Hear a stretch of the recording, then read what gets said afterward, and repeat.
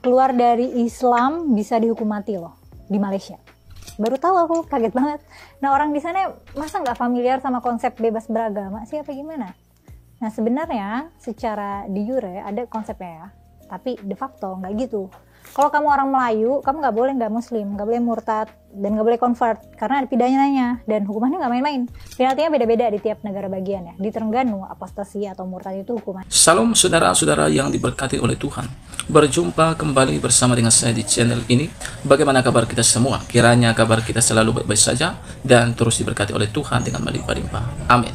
Kita bersyukur di Indonesia ini ya, diberikan kebebasan bagi kita untuk memilih agama dan kepercayaan kita tanpa ada paksaan. Video kali ini kita akan menonton video cuplikan tangkapan seorang Kumaila, bagaimana ada 10 negara ya, ketika mereka murtad dari agamanya, maka yang mereka terima adalah hukuman meninggal. Sangat mengerikan ya saudara-saudara. Tanpa berlama-lama, langsung kita simak cuplikan berikut ini. Keluar dari Islam bisa dihukum mati loh di Malaysia. Baru tahu aku, kaget banget. Nah, orang di sana masa nggak familiar sama konsep bebas beragama sih apa gimana? Nah, sebenarnya secara de jure ada konsepnya ya, tapi de facto nggak gitu. Kalau kamu orang Melayu, kamu nggak boleh nggak Muslim, nggak boleh murtad, dan nggak boleh convert karena ada pidananya dan hukumannya nggak main-main. Penaltinya beda-beda di tiap negara bagian ya. Di Terengganu, apostasi atau murtad itu hukumannya harus tobat dalam waktu 3 hari atau dihukum mati dan propertinya diambil negara. Di Pahang, kalau ada attempt untuk murtad bisa kena denda maksimal Rp5.000 atau sekitar 18 juta rupiah, atau 3 tahun penjara, atau dicambuk 6 kali, atau kombinasi dari semuanya.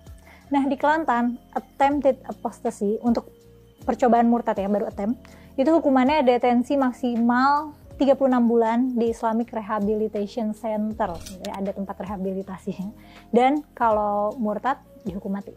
Dan ternyata di dunia ini ada 10 negara yang punya hukuman pidana yang bisa sampai dihukum mati kalau murtad. Afghanistan, Brunei Darussalam, Iran, Malaysia, Maldives, Mauritania, Qatar, Saudi Arabia, United Arab Emirates, dan Yaman. Hak kebebasan beragama atau the right to freedom of religion of belief itu termasuk hak asasi manusia. Dalam deklarasi HAM artikel 18 menyatakan bahwa setiap orang punya hak atas kebebasan berpikir, punya hak untuk mengikuti hati nurani, bebas memeluk agama, termasuk juga kebebasan untuk mengubah agama, serta berhak bebas baik sendiri maupun bersama komunitas atau bersama kelompok di tempat umum ataupun pribadi untuk mengekspresikan agamanya atau keyakinannya dalam lingkup pengajarannya, praktiknya, ibadahnya, dan pengamalannya. Ya, it makes total sense aja ya nggak sih kalau kebebasan beragama atau tidak beragama itu hak dasar, ya nggak sih? Sebenarnya dalam hukum Islam itu murtad emangnya dihukum mati ya? Pernah ada masanya murtad atau keluar dari Islam itu dihukum mati. Hadis riwayat Bukhari menyatakan bahwa seorang muslim itu halal darahnya dalam 3 keadaan. 1, kalau dia membunuh, karena nyawa dibayar nyawa kan, an nafsa bin nafsi. 2, kalau dia berzina, padahal udah nikah, dihukum rajam sampai mati kan. Rajam itu ditanam badannya di tanah setengah badan terus ditimpukin batu sampai mati. Nah, terus kondisi ketiga, kalau dia murtad atau keluar dari Islam. Kalau the konteks hukuman mati untuk murtad itu berlaku ketika zaman perang ya. Murtad, karena murtad itu sama aja dengan treason atau pengkhianatan. Itu berarti dia berkhianat ke kubu musuh nih. Pas udah damai mah yang berlaku ya la ikraha fiddin, gak ada paksaan untuk beragama Islam. Pun begitu sampai sekarang masih ada aja ulama yang memfatwakan kalau murtad itu dihukum mati. Emang fatwa ulama tuh nggak reliable. Aku pernah bikin konten tentang kenapa ulama itu nggak bisa jadi otoritas pengetahuan dan kebijakan. Kenapa sih semua urusan harus ngikut kata ulama? Emang ada sosok yang bisa kita jadikan sebagai otoritas ilmu pengetahuan gitu. Tapi kontennya eksklusif untuk member, jadi harus join membership dulu ya di YouTube. Ngomongin soal hukuman murtad tadi, emangnya boleh ya negara punya wewenang untuk menghukum karena murtad? Agama dan kepercayaan itu kan ranah privat yang privat sekali. Emang boleh ngatur rakyat di ranah yang seprivat agama dan kepercayaan? Apakah agama dan pemaksaan beragama adalah memang bentuk social control secara masif? Lanjutannya tonton di channel Fabian Question aja ya.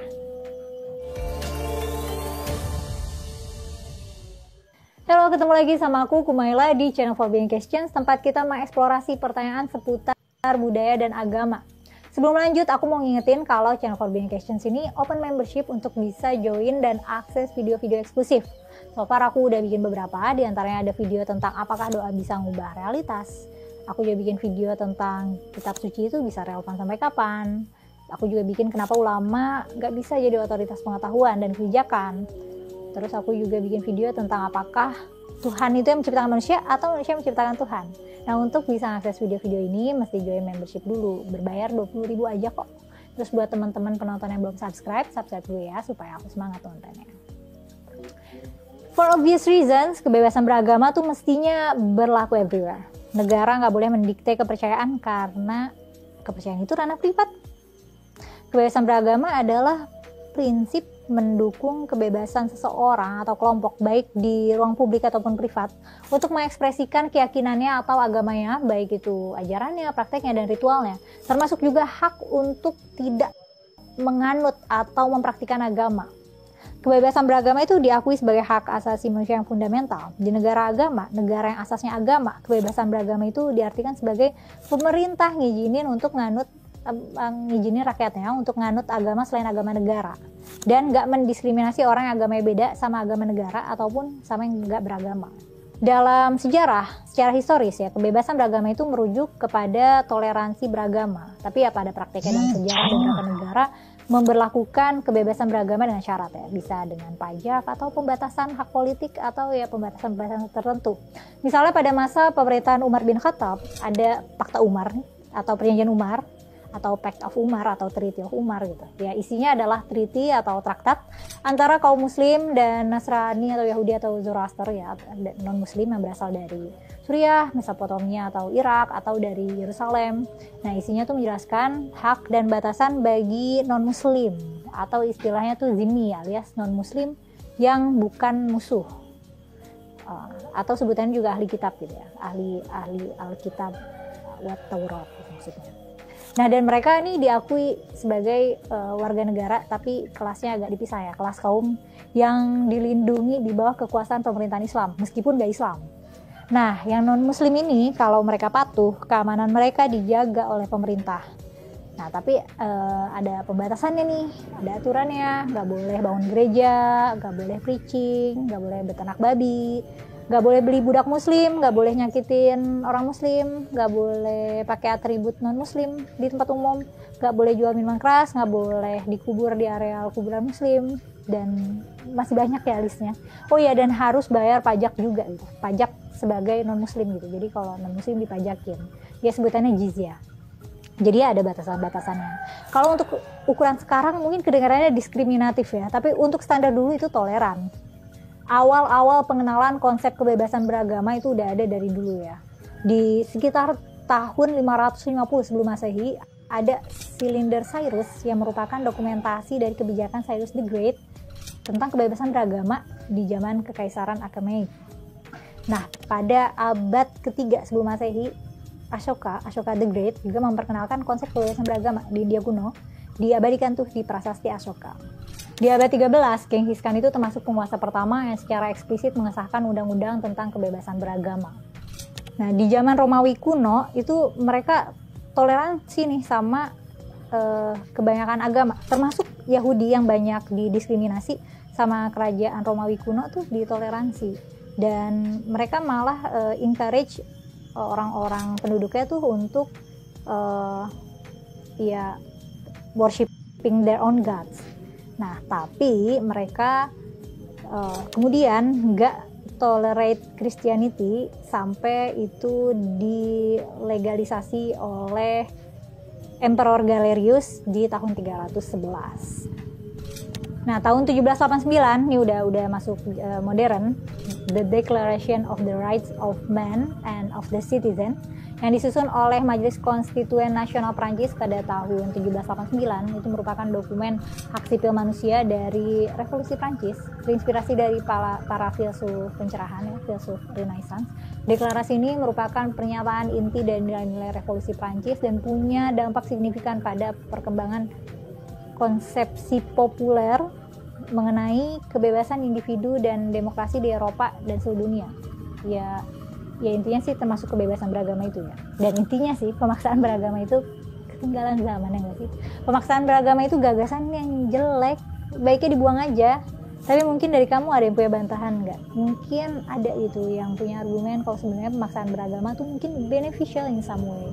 Atau mungkin ada yang mau nambahin, boleh tulis kolom komentar ya. Terus menurut kamu Indonesia ini dalam urusan kebebasan beragama udah cakep belum?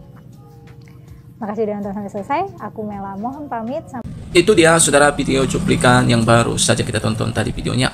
Bagaimana seorang Kumaila mengatakan bahwa hukuman itu dilakukan seperti hukuman meninggoy itu adalah ketika pada waktu itu di zaman perang. Tapi sekarang sudah ada di dalam zaman damai. Jadi hukum itu tidak berlaku lagi, kata seorang Kumaila. Nah, itu saya bagikan video ini supaya kita khususnya sebagai orang-orang Kristen, mari kita bersyukur. Mari kita mensyukuri agama, kepercayaan kita sebagai pengikut Kristus, bahwa kita di dalam kekristenan tidak ada paksaan. Dan bahkan Yesus pun selalu mengajarkan seperti yang dikatakan dalam Matius 28 ya, ayat 18 sampai 19. Pergilah beritakan Injil. Nah, jadikan semua bangsa muridku. Nah, jadi bagian kita orang-orang Kristen diperintahkan oleh Tuhan adalah untuk memberitakan Injil, bukan memaksa mereka menjadi orang Kristen. Bagian kita adalah melakukan perintah Tuhan. Apakah mereka percaya tentang pemberitaan kita? Itu urusan mereka. Apakah mereka tidak percaya? Itu juga kembali kepada urusan mereka juga. Tetapi Tuhan Yesus tidak pernah menyuruh kita paksa mereka jadi orang Kristen, paksa mereka jadi agama Kristen, tidak pernah. Itu sebabnya saya katakan ini adalah sesuatu hal yang perlu kita syukuri. Ya, banyak saudara-saudara dari saudara Kristen ya, tidak sedikit mereka meninggalkan agama Kristen. Ya, kita tidak begitu mengusik mereka. Ya, biasa-biasa saja, bahkan tidak ada hukuman bagi mereka. Bukan berarti agama Kristen itu adalah agama murahan. Tetapi yang mau saya katakan, agama Kristen adalah agama kasih karunia. Allah menunjukkan kasih karunia-Nya lewat kekristenan. Ya, karena kita di dalam kekristenan ya diajarkan bahwa agama tidak menyelamatkan. Tetapi yang menyelamatkan adalah pribadi Tuhan Yesus. Ketika kita percaya kepada Kristus, itu artinya kita mengikuti kehendak Tuhan. Nah, inilah yang akan membuat kita diselamatkan. Bukan berarti kita percaya kepada Yesus lalu kita ikuti kehendak diri kita sendiri. Nah, ini tidak bisa dan tidak layak masuk dalam kerajaannya. Tetapi mereka yang percaya, mereka juga mengikuti kehendak Tuhan. Nah, kiranya saudara-saudara kita mengerti akan hal ini. Mari ya, kasih karunia yang kita berikan jangan kita permainkan. Justru mari kita hargai, mari kita hargakan kasih karunia yang Tuhan berikan lewat kekristenan. Saudara, Yesus berkata, jika kamu mengaku dengan mulutmu bahwa Yesus adalah Tuhan, percaya dalam hatimu bahwa Allah membangkitkan Yesus dari kematian, maka kamu akan diselamatkan. Inilah yang namanya kasih karunia Allah. Nah, teman-teman, kiranya video yang saya bagikan ini boleh bermanfaat dan boleh mengedukasi, sehingga kita sebagai orang-orang Kristen mensyukuri dan menghargai kasih karunia Allah yang diberikan kepada kita. Tuhan memberkati. Shalom.